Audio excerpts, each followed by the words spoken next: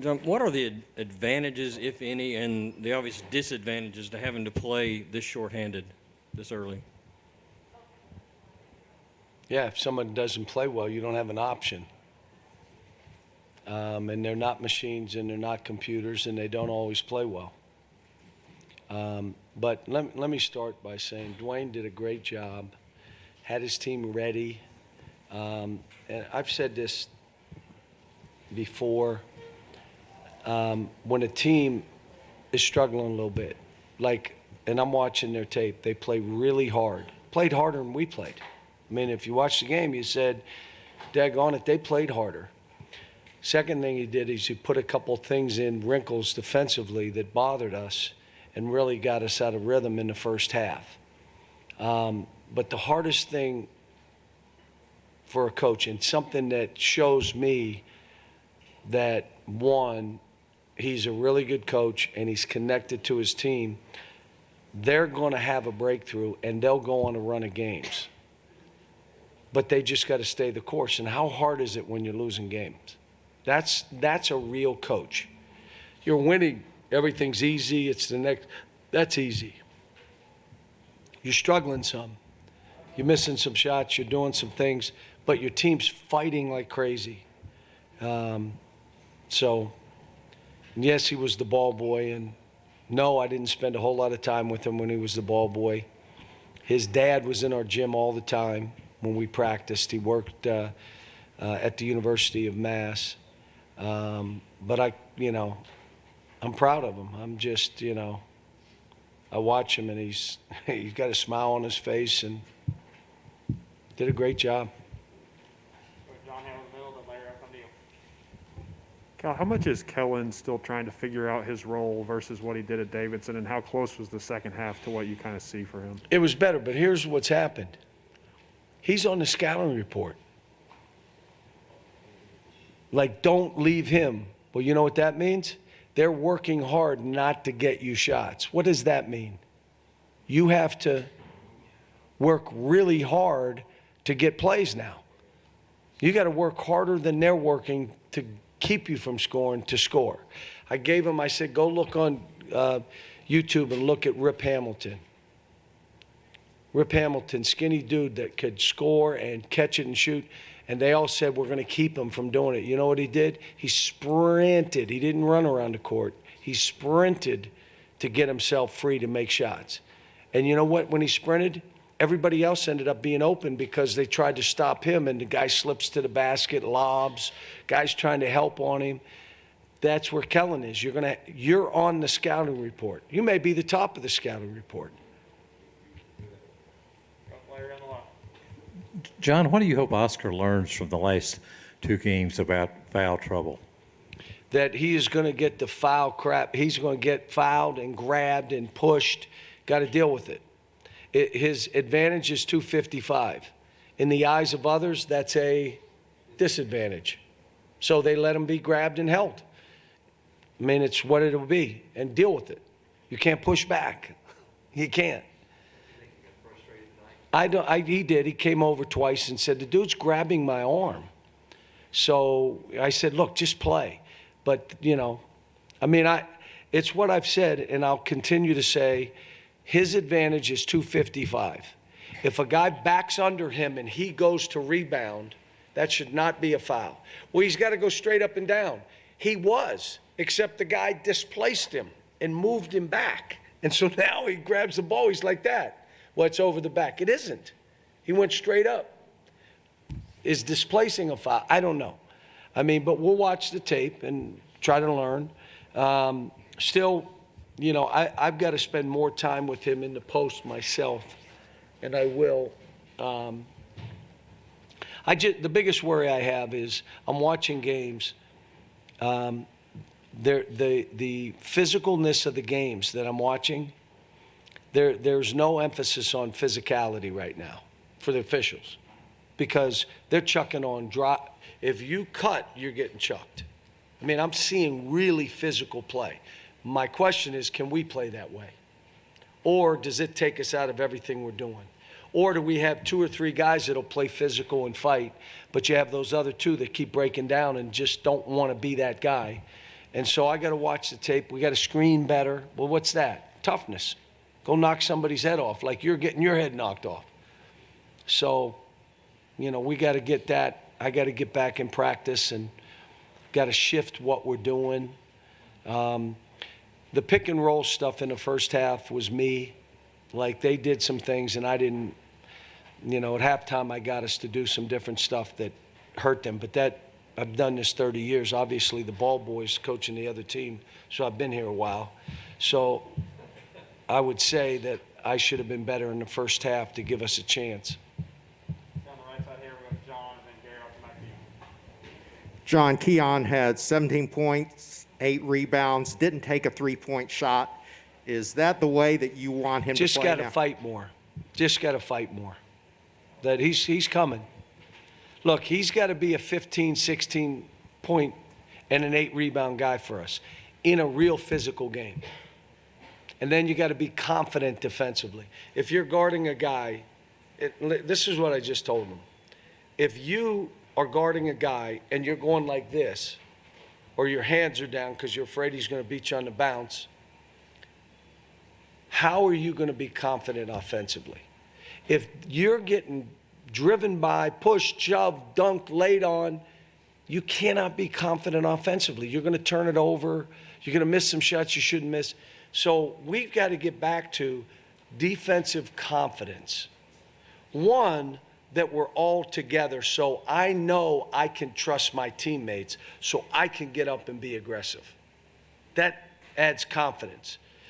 The second thing is I'm fighting before. I'm going to beat him down the court. I'm going to beat him over the screen. I'm going to fight. A shot goes up. I'm hitting him before he hits me. And now all of a sudden, you're the toughest guy in the gym. It doesn't matter. He weighs 25 pounds more. Hit him before he hits you. Because if he hits you first, he's forcing you under the goal. So I'm not saying that about just Keon. I mean, I watched the game. We have 3 or 4 guys that aren't to where they need to be. But I'll say it again. For us to be any good, Keon has to get 15 and 7 in a really good game. And he's got to have confidence defensively. Was that block a goaltender or a block? Was a block?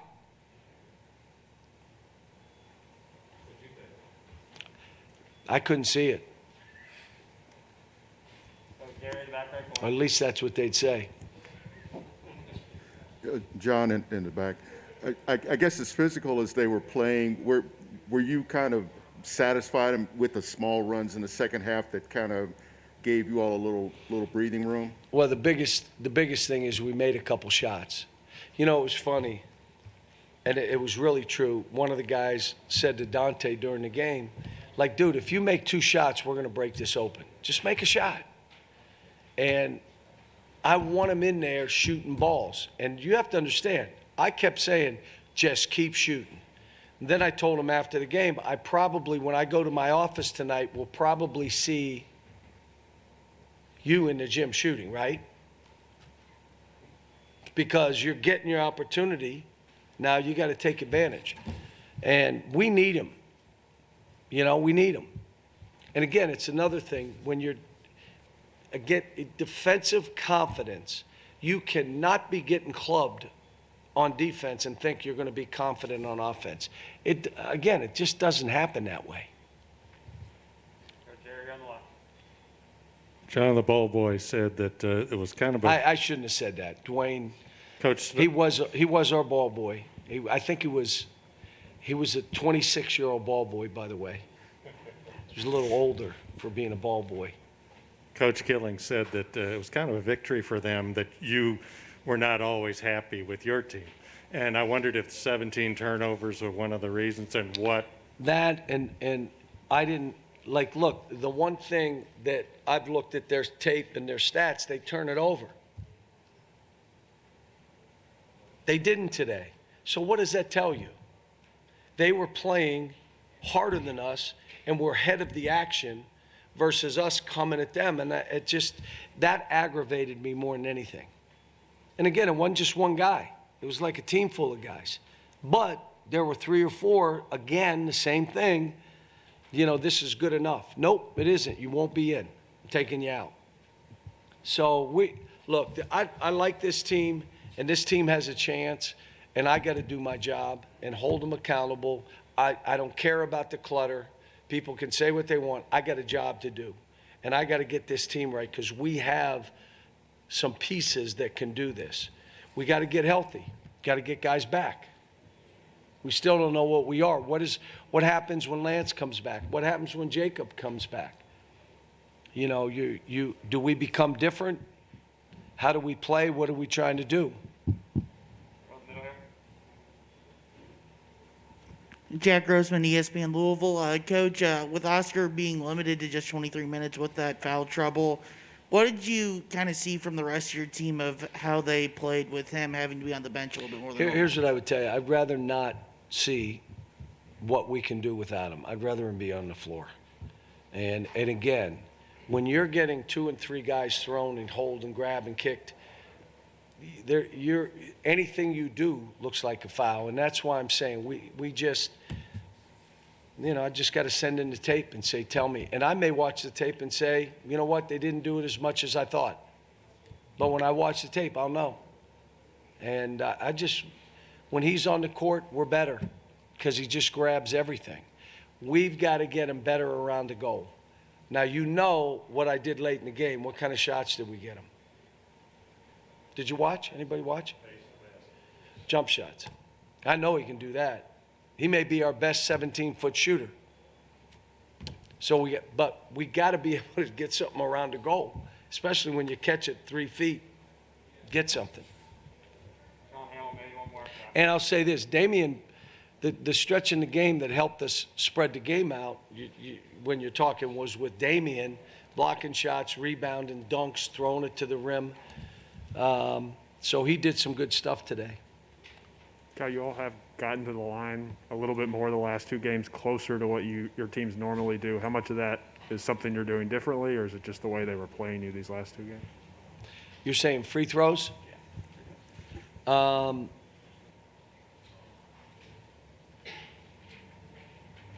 Some of it was guys going to the rim. We still shot our floaters.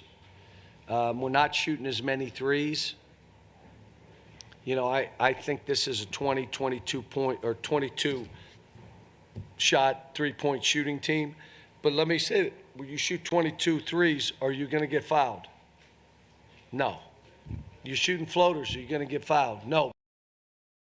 Your misses, and they end up being 70% shots. But you still in the open court have stuff to get to the rim, which we have to do.